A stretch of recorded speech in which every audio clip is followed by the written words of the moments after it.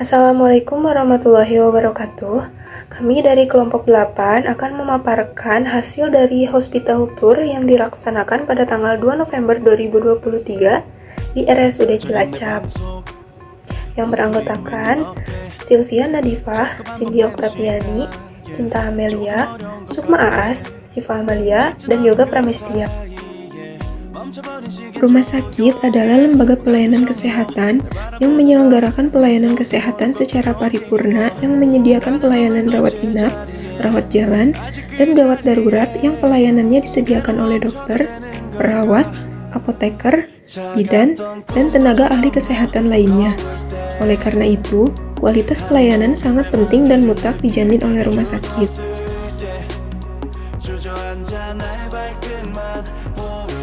Satelit ini merupakan salah satu satelit farmasi yang dipersiapkan oleh instalasi farmasi rumah sakit untuk pasien penyakit dalam yaitu paru dan jantung. Pada satelit ini memiliki satu ruangan besar yang dibagi menjadi dua, bagian depan untuk satelit jantung dan bagian belakang untuk paru. Pada ruangan tersebut, sistem penyimpanan obat disimpan berdasarkan jenis dan bentuk sediaan dan diatur sesuai alfabetis. Pada masing-masing sediaan, selalu diberikan kartu stok dengan perbedaan warna. Warna pink untuk sediaan parenteral, warna biru untuk sediaan injek, warna putih untuk sediaan oral, dan kuning untuk alat kesehatan. Obat golongan LASA dan high alert diberikan label agar tidak terjadi kesalahan saat pengambilan. Dan ruangan tersebut bersuhu 2-8 derajat Celcius agar terjamin stabilitas sediaan obatnya. Pada satelit ini juga terdapat obat narkotik dan psikotropik yang disimpan di lemari kayu yang menempel dengan dinding. Selain itu, terdapat juga buku monitoring suhu dan lemari B3. Pada pelayanan resep juga sudah dilakukan secara e-resep. Setelah resep datang, lalu di-entry dan dikasih etiket. Obat dipisahkan dengan per item dan tidak ada etiket biru atau putih karena sudah sesuai sistem. Kemudian dilakukan validasi oleh apoteker. Setelah selesai validasi, obat disimpan di wadah, diberikan kepada pasien dengan memastikan nama dan tanggal akhir. Di sini juga terdapat tempat untuk peracikan kapsul, puyer, dan salep. Di ruangan ini terdapat gudang buffer yang dipakai untuk menyimpan obat-obatan dan alat kesehatan. Pada pasien rawat jalan, masing-masing pasien memiliki obat yang sudah di-packing dengan plastik berwarna bening dan memakai label nama yang memiliki barcode. Namun, jika ada pergantian regimen obat oleh dokter, obat dikembalikan dan disimpan kembali pada rak obat tersebut dan label nama pasien dibuang. Selanjutnya yaitu satelit farmasi IGD. Satelit ini merupakan salah satu satelit farmasi yang dipersiapkan untuk melaksanakan tugas pokok dan fungsinya dalam pelayanan. Satelit farmasi IGD dikhususkan untuk melayani pasien dalam waktu 24 jam. Pada satelit ini terdapat dua loket, yaitu loket pada pasien rawat jalan dan pasien IGD. Perbedaan pada satelit ini yaitu ada standing order obat. Standing order adalah instruksi dari dokter yang mengautorisasi perawat untuk mengambil obat-obatan tertentu kepada farmasi, di mana dokter tidak menuliskan pada resep secara lengkap mengenai komponen kelengkapan instruksi pengobatan. Pada penyimpanan barang, semua barang disimpan berdasarkan jenis dan bentuk sediaan dan diatur sesuai alfabetis. Obat ini disimpan di dalam suhu 2-8 derajat Celcius. Obat golongan LASA dan high alert juga disimpan dengan diberi label warna merah untuk high alert dan kuning untuk LASA. Penyimpanan obat golongan narkotik dan psikotropik juga terdapat pada lemari kayu yang menempel dengan dinding, dan terdapat juga lemari B3. Pada satelit tersebut terdapat buku monitoring suhu untuk menjamin stabilitas sediaan farmasi, dan masing-masing sediaan memiliki kartu stok dengan perbedaan warna, yaitu kuning untuk alat kesehatan, putih untuk sediaan oral, pink sediaan parenteral, dan biru untuk injeksi. Di ruangan ini juga terdapat gudang buffer yang dipakai untuk menyimpan obat-obatan namun masih berdampingan dengan ruang utama, dan terdapat juga satu troli emergency. Farmasi rawat jalan. Di sini tadi dari pintu masuk ke dalam itu ruang tunggu farmasi. Di sini ada Hanoman, hantaran obat aman tanpa antrian. Bekerja sama dengan kantor pos Indonesia untuk pasien-pasien Cilacap kota maupun di luar Cilacap kota. Biayanya 10.000 untuk Cilacap kota sampai hari ini. Apabila di luar Cilacap kota 10.000 juga, tapi sampainya besok. Jadi pertama di sini yang wajib itu ada potret. Untuk kebakaran, jadi siapa yang ngambil data, yang harus matikan api, dan di ruangan ini sama kayak satelit lainnya ada struktur organisasi. Ruangannya di sini ada ruangan koordinator kepala farmasi rawat jalan, ruang kepala instalasi, ruang gudang buffer, ruang peracikan, ruang konseling. Dalam satelit farmasi rawat jalan itu ada 3 apoteker dan 8 TTK teknis tenaga kefarmasian. Ada pelaporan yang dilakukan yaitu seperti pelaporan SIPNAP, narkotik psikotropik, dan ada pelaporan atau penagihan BPJS. Nanti ada juga pelaporan penagihan BMHP, pelaporan klinis, pelaporan waktu tunggu, pokoknya banyak pelaporan yang ada di sini. Selanjutnya, farmasi rawat inap. Di ruangan ini, obat sudah disimpan berdasarkan sediaan seperti obat generik, obat inhaler, obat lasa, OOT prekursor, dan obat COVID yang dipisahkan. Obat ini disusun secara alfabetis, juga terdapat alat kesehatan. Dan untuk obat narkotik dan psikotropik itu disimpan di dalam lemari kayu yang sudah menempel pada tembok atau dinding. Untuk alur pelayanannya, yaitu resep dibawa oleh petugas dari bangsal atau perawat yang bertugas di ruangan, kemudian diberikan kepada ruang rawat inap dengan membawa buku ekspedisi yang berisi identitas pasien dan nomor RM. Lalu oleh petugas farmasi dicek apakah sudah sesuai antara resep dan di buku ekspedisi. Jumlah dan kedatangan resep itu ditulis di dalam whiteboard yang tujuannya sebagai acuan untuk pengantaran obat. Obatnya diantar oleh petugas farmasi ke ruangan pasien tersebut, kecuali jika ada pasien pulang, obat akan diambil langsung oleh keluarga pasien ke ruang rawat inap. Setelah resep datang, lalu di-entry dan dikasih etiket, lalu obat dipisahkan dengan per item, jadi tidak ada etiket biru atau putih.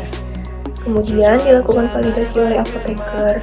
Setelah selesai validasi, obat disimpan di rak dengan warna tas tiap ruangan berbeda-beda dan akan diantarkan oleh yang bertugas yaitu Bapak Agus ke ruangan tersebut. Di ruang ini juga terdapat ruang peracikan obat seperti kapsul, puyer, dan salep. Dan untuk kedepannya ada rencana yaitu ada satu ruangan yang akan dijadikan handling atau sediaan steril non-sitotoksik. Di ruang ini juga terdapat gudang buffer yang dipakai untuk menyimpan obat-obatan dan disusun secara alfabetis.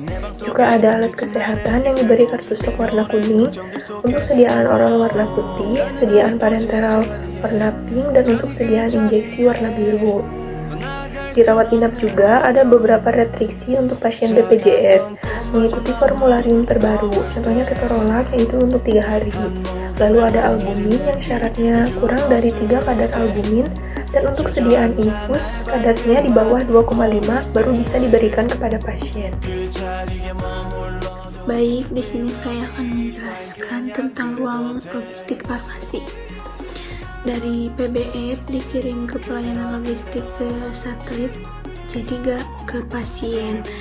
Kalau yang pasien satelit farmasi, jadi kita yang melayani di satelit. Di logistik ada beberapa obat, diantaranya ada obat paten, obat tablet generik. Setiap obat atau alkes pasti ada kartu stok. Itu buat pegangan kita untuk buat kontrol perjalanan obat datangnya dari mana aja, tanggalnya berapa saja, itu bisa dilihat dari kartu stok. Ada high alert. High alert itu biasanya warna merah, ada sirup, ada krim, tetes mata, dan tetes telinga. Di gudang farmasi juga ada monitoring suhu, selanjutnya mengecek suhu ruangan penyimpanan di bawah 25 derajat itu untuk obat. Kalau yang untuk vaksin itu suhu dingin 2-8 derajat Celcius. Semua obat alkes harus di atas palet, minimal gak ada yang di lantai karena peraturan dari Permenkes. penerimaan barang dari PBF, terus penyimpanan pendistribusian satelit. Untuk dari satelit nanti itu ada pendistribusiannya ke pasien yang beda-beda. Ada penyimpanan obat, pemesanan obat, pemesanannya lewat SE dari perkantoran, nanti muncul lapak faktur, itu lepas barang datang. Terus pinjam meminjam obat, penyimpanan psikotropik dan narkotik di gudang itu tidak menyimpan obat psikotropik dan narkotik. Jadi pada saat barang itu datang, kita mengecek sesuai, lalu disimpannya di satelit farmasi rawat jalan. Di sana itu ada lemarinya. Kalau di sini emang gak ada lemarinya. Jadi kalau di ruang logistik farmasi itu tidak menyiapkan lemari untuk obat psikotropik dan narkotik. Kalau di rawat jalan itu polinya itu di rawat jalan juga banyak pakainya di sana. Di ruangan Bougainville terdiri dari 3 orang kefarmasian. Untuk langkah kerjanya, obat-obat yang akan diberikan kepada pasien yang berada di ruangan Bougainville terlebih dahulu akan dipersiapkan di ruangan instalasi kefarmasian rawat inap. Di sana, obat-obat yang sudah disiapkan tidak lupa akan diberikan etiket yang terdiri dari nama pasien, nama obat, dan cara kerja obat. Kemudian dibawa ke ruangan Bougainville. Dan di sana pula oleh tenaga kerja kefarmasian bertugas akan dibagi menjadi obat pagi, siang, sore, dan malam. Tujuannya yang pertama untuk memudahkan pasien mengonsumsi obat, dan yang kedua untuk mencegah terjadinya pengonsumsian obat yang tidak bisa diminum secara bersamaan, seperti obat episoprolol dan ditoksin tidak bisa diminum secara bersamaan. Dan kemudian obat akan diplot dan dimasukkan di laci-laci yang ada di ruangan tersebut, di mana laci-laci tersebut sudah terdiri atas nama pasien dan nomor kamar pasien. Dan selanjutnya oleh perawat akan dibawa kepada pasien tersebut. Perawat juga tidak lupa mencatat pemberian obat atau yang lebih dikenal dengan CPO, yang terdiri dari obat injeksi dan tablet. Selanjutnya, di sini ada farmasi onkologi. Untuk terkait alur pelayanannya, nanti akan ada pendaftaran di depan dan dilayani oleh perawat dahulu untuk dicek kondisi pasiennya. Selain itu, akan ada pemeriksaan berdasarkan dokter. Di sini ada dokter spesialis di bidang metodologi. Nanti akan ada resep masuk ke farmasi.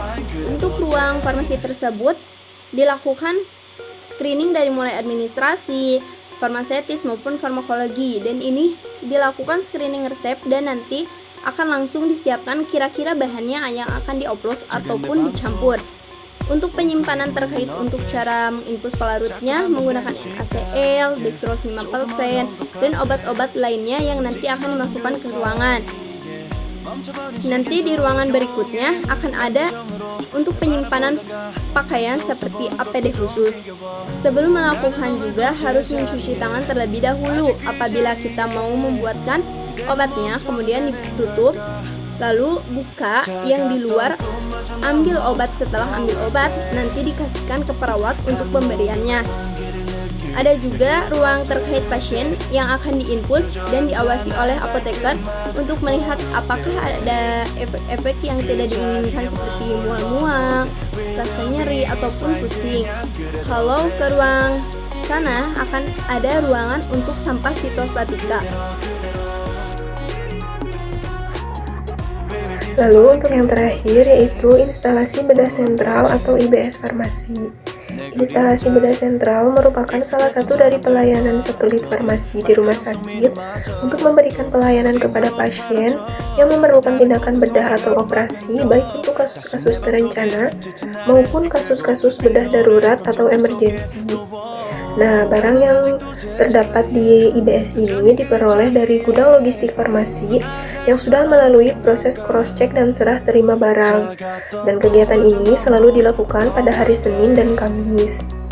Lalu untuk penyimpanannya sendiri, barang disimpan berdasarkan sediaan obat, seperti obat yang harus disimpan di dalam suhu 2-8 derajat Celcius. Untuk obat golongan narkotik dan psikotropik, disimpan di dalam lemari kayu yang menempel pada dinding. Untuk obat golongan B3 disimpan di dalam lemari terpisah. Juga ada obat golongan high alert atau HASA yang harus diberi tanda merah. Untuk contoh obatnya yaitu cefotaxime, ceftriaxone, dan cefazolin. Di sini juga terdapat beberapa alat kesehatan. Dan untuk satu pasien itu ditangani oleh 2 dokter, yaitu dokter spesialis bedah dan dokter spesialis anestesi. Dan untuk yang berjaga di ruangan ini, yaitu ada 2 orang. Sekian presentasi dari kelompok kami. Mohon maaf apabila ada kekurangan dan kesalahan kata. Wassalamualaikum warahmatullahi wabarakatuh.